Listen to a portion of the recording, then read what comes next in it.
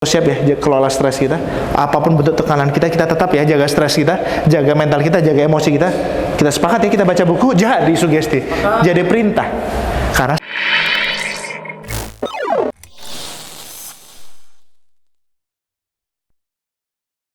yang kedua, shocking statistik. Nah, Bapak cocok Pak Agus, karena mainnya main logik. Shocking statistik tuh gini Pak. Pak boleh berhitung Pak? Satu. Masa pensiunnya akan kena post power syndrome dan bersiaplah kena stroke Pak. 8 dari 10 pekerja di Indonesia.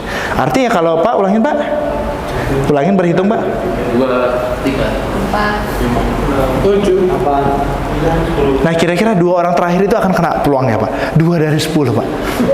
Dan semua mulai mikir, maksudnya mulai moodnya. Pikiran dan fisik itu bisa kita siapkan dari sekarang supaya kita nggak masuk dalam golongan 8 orang di statistik itu.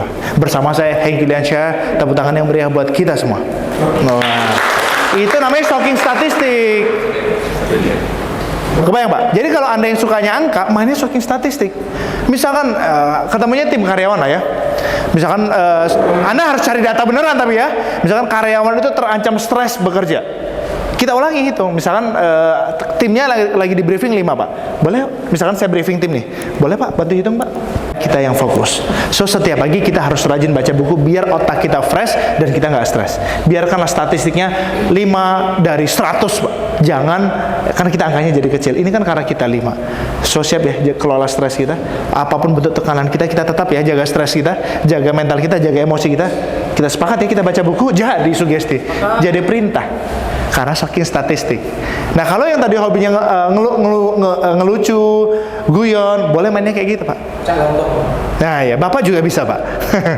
Misalkan begitu. Nah itu shocking statistik ya. Yang ketiga adalah tim Bapak anak muda. Sebelum mengawali sesi ini, misalkan Anda anak muda, fresh graduate 23, saya 35, sudah jadi seperti Anda Bapak Ibu sekalian. Teman-teman sekalian, saya sudah 10 tahun di GMP dan teman-teman tahu 10 tahun saya start dari staff sampai sekarang di posisi sekarang. Memang belum tinggi sekali. Tapi yang paling penting bukan tentang tinggi atau rendahnya, tapi kontribusinya. Karena sebuah ayat di Al-Quran mengatakan sebaik-baiknya manusia adalah manusia yang menebar manfaat. Saya biarlah menjadi semut Ibrahim, walaupun tidak bisa memadamkan api tatkala Ibrahim dibakar, tapi saya minimal berkontribusi memberikan kebaikan. Nah teman-teman masih punya impian, jangan seperti saya yang 10 tahun cuma di sisi ini. Makanya tabung uangmu sekolah lagi.